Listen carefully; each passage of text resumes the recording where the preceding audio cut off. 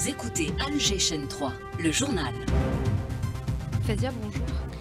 Bonjour Hadja, madame, monsieur, bonjour. Baccalauréat 2025, plus de 800 000 lycéens face à leur destin. Le coup d'envoi sera donné par le premier responsable du secteur depuis le lycée El Idrissi dans la commune de Sidi Mohamed. Nous retrouvons en direct notre reporter Mayel Kens. Situation tendue au Moyen-Orient après l'agression sioniste sur l'Iran qui a fait des dizaines de martyrs. La riposte de Téhéran ne s'est pas fait attendre. Plusieurs installations militaires ciblées, 8 morts et plus de 240 blessés la nuit dernière.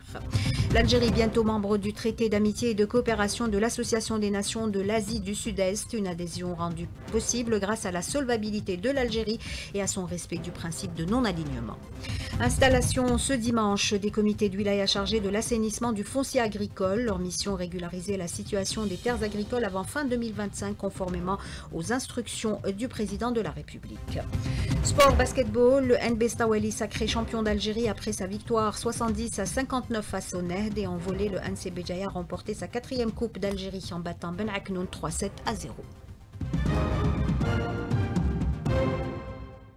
Top départ ce dimanche du baccalauréat. Le coup d'envoi des épreuves sera donné à 8h30. Et au programme de cette première journée, langue arabe le matin et sciences islamiques dans l'après-midi. Plus de 850 000 lycéens sont concernés cette année. Ils sont répartis à travers 3000 centres d'examen sur l'ensemble du territoire national. Le coup d'envoi, vous l'avez dit, sera donné par le premier responsable du secteur depuis le lycée El Idrissi dans la commune de Sidi Mohamed où on retrouve notre reporter Mayel Kens. Maya, bonjour. Bonjour Fazia. Alors on imagine aisément l'ambiance qui règne aux abords du lycée. Effectivement, Fazia, donc nous sommes au niveau du centre d'examen du lycée El Idrissi dans la commune de Sidi Mohamed à Alger. Donc le centre d'examen a ouvert ses portes ce matin à 7h30. Dès les premières heures, aux abords de ce centre, de nombreux élèves, pour la plupart accompagnés de leurs parents, étaient déjà présents. Certains, Fazia, semblaient calmes et rassurés, tandis que d'autres paraissaient plus tendus, bien que confiants. Tous espèrent avoir des sujets abordables. Et quant aux parents, ils tentaient de réconforter leurs enfants en leur glissant quelques mots d'encouragement, des sourires pour apaiser les esprits avant ces épreuves. Donc il est 8h, Fazia, et tous les élèves sont en train de rejoindre leur salle d'examen une demi-heure avant le coup d'envoi officiel des épreuves du baccalauréat session 2025, un lancement qui sera donné par le ministre de l'Éducation nationale, Mohamed Sghir Saadawi, depuis ce centre, Fazia. Et un constat côté organisation ?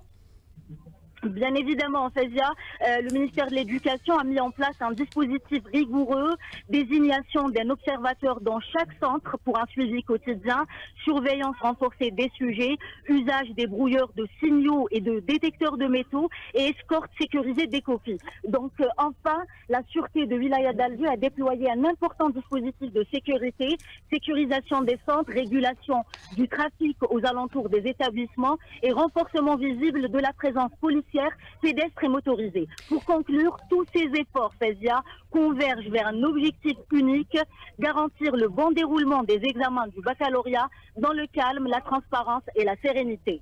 Merci Mayel Kens. Je rappelle que vous êtes en direct depuis le lycée El Idrissi dans la commune de Sidi Mohamed où dans moins d'une demi-heure, le premier responsable du secteur, donc le ministre de l'Éducation nationale, donnera le coup d'envoi des épreuves du baccalauréat 2025. Les épreuves se dérouleront donc sous la supervision de plus de 240 000 encadreurs. Ils sont secondés par des équipes médicales pour parer à toute éventualité, notamment la gestion du stress et la prise en charge des élèves souffrant de maladies chroniques. Sidi Bel Abbas, Inès Mohamed.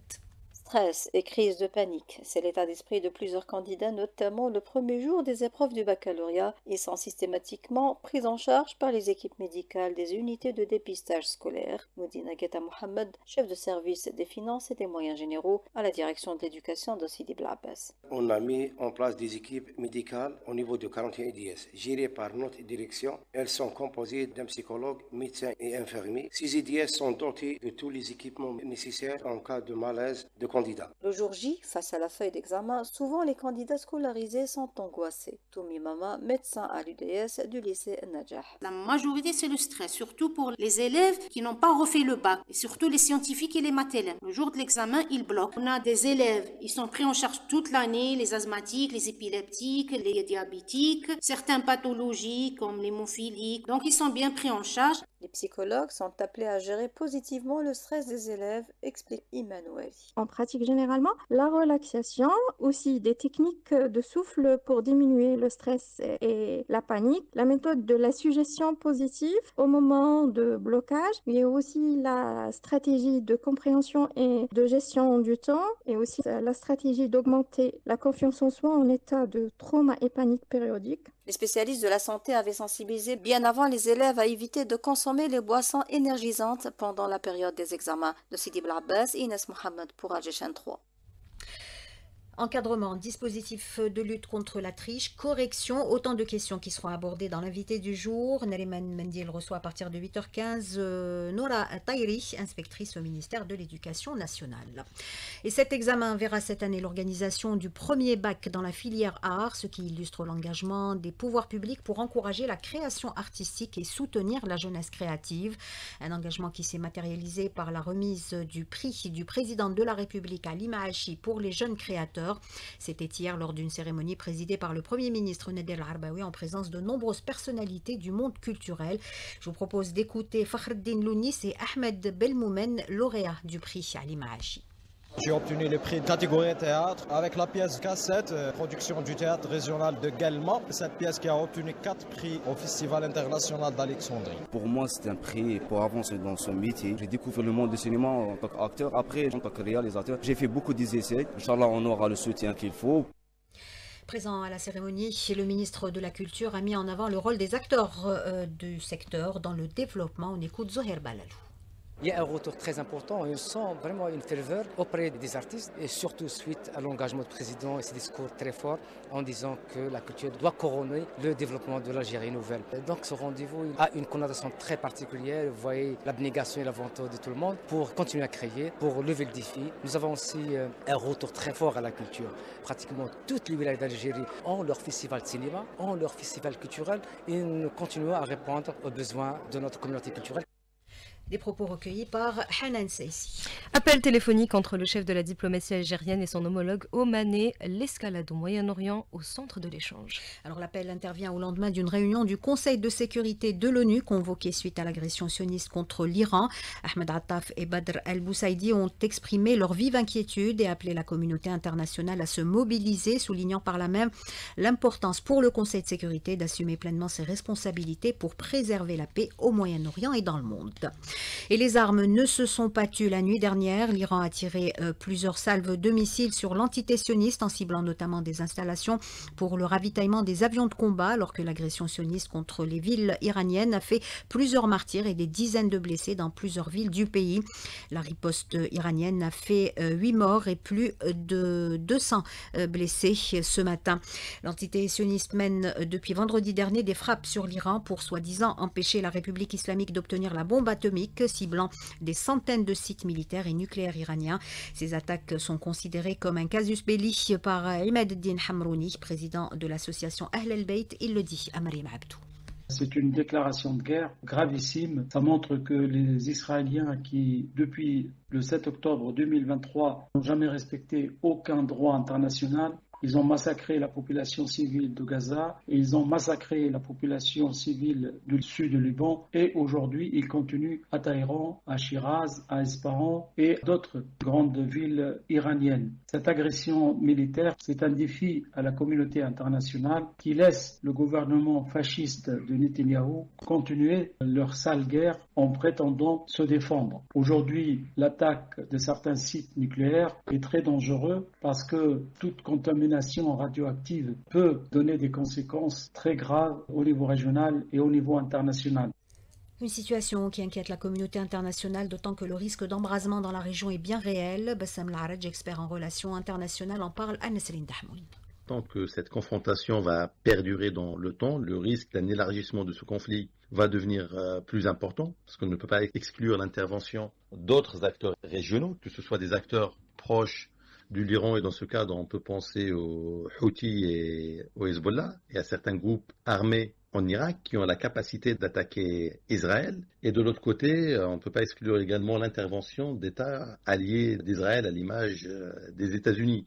Tout dépendra en grande partie en réalité du rôle que vont jouer les Américains si les Américains décident d'intervenir de manière directe en soutien à Israël, on ne peut pas exclure l'hypothèse de voir les Iraniens cibler les bases militaires américaines dans la zone, qui seront utilisées donc pour attaquer l'Iran. Et donc ces bases sont situées dans différents pays de la région, notamment au niveau du Golfe arabo-persique. Et à noter que la rencontre sur le nucléaire iranien entre Américains et Iraniens à Masqat a été annulée dans la foulée de la suspension par Téhéran de sa coopération avec l'AIEA. Les appels à la retenue se multiplient, la voie diplomatique doit prévaloir pour mettre fin à cette escalade. Et si le conflit s'aggrave, l'impact sur le marché pétrolier sera conséquent. Les cours du pétrole ont bondi hier. Le prix du Brent de la mer du Nord pour livraison en août s'est changé à 74,23 $, avec un pic en cours de séance à plus de 13%, son plus haut niveau depuis le mois de janvier dernier. Son équivalent américain pour livraison en juillet a gagné 7,26%. Il était coté à 72,98 $. Les violences se poursuivent également à Gaza, où au moins 79 Palestiniens sont tombés en martyrs ces dernières 24 heures. L'occupation sioniste poursuit son génocide dans l'enclave, tout en ignorant les appels internationaux et les injonctions de la CIJ pour y mettre fin. Depuis le 7 octobre 2023, l'agression sioniste a fait plus de 183 000 martyrs et blessés, en plus de 11 000 disparus.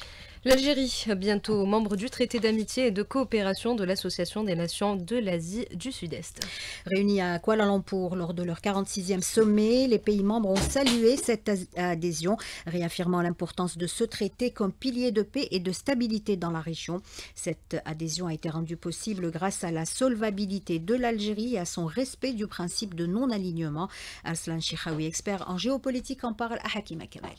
Il est clair que l'adhésion de l'Algérie au traité d'amitié et de coopération de l'Asie du Sud-Est a plusieurs significations. En premier lieu, c'est l'acceptation de la candidature de l'Algérie qui dénote la confiance portée au pays au vu de son importance économique et stratégique et surtout de sa solvabilité. C'est un petit peu la visibilité que l'Algérie commence à avoir grâce à sa diplomatie proactive d'influence qui mixe en même temps une diplomatie de principe et une diplomatie d'intérêt. Assainissement du foncier agricole, le département de Youssef Chorfa installe à partir de ce dimanche les comités de wilaya chargés de ce dossier. Leur mission recensée et traiter les problèmes liés à la propriété foncière dans ce secteur. Leur travail sera coordonné via une plateforme numérique pour plus de transparence et d'efficacité. Objectif, régulariser la situation des terres agricoles avant fin 2025 conformément aux instructions du président de la République. La campagne moisson-battage touche à sa fin dans le sud du pays. Les rendements réalisés sont estimés à 80 quintaux à l'hectare et dans le nord, la campagne a été lancée ce week-end. Le ministre de l'Agriculture, Youssef Chorfa, au micro de Rima Rahmani. J'ai eu à lancer la campagne au niveau de la wilaya de Ouerghla, au nom de toutes les wilayas du Sud, notamment du Grand Sud, depuis le 15 mai. Nous sommes en clôture de cette campagne et la récolte elle a été excellente avec des rendements très promoteurs qui dépassent 55 quintaux à l'hectare, allant jusqu'à 80 quintaux à l'hectare sur certains pivots. La prédominance, elle est blé dur, donc la campagne est beaucoup mieux que celle de l'année dernière. Elle va en cadence positive d'année en année. Bonne nouvelle pour les voyageurs cet été. Le ministre des Transports annonce de nouvelles mesures pour offrir plus de choix et de confort aux voyageurs de et vers l'Algérie. Des tarifs compétitifs et un service amélioré. Pour le transport maritime, de nouveaux opérateurs privés rejoignent le marché avec l'arrivée de navires comme El Aoures et Madar Maritime. Une nouvelle ligne entre l'Algérie et l'Italie également et la remise à neuf du Taraq Ben Ziyad d'ici fin août prochain. Air Algérie renforce également ses dessertes de et vers les grandes capitales. Idem pour le transport terrestre qui sera renforcé avec une orientation vers les moteurs hybrides et électriques dans le cadre de la transition énergétique. On termine avec le sport. Final retour du tournoi des As en basketball. Le NB Stawali, sacré champion d'Algérie après sa victoire 70-59 face au NED. Il s'adjuge ainsi son troisième titre après ceux de 2007 et 2022.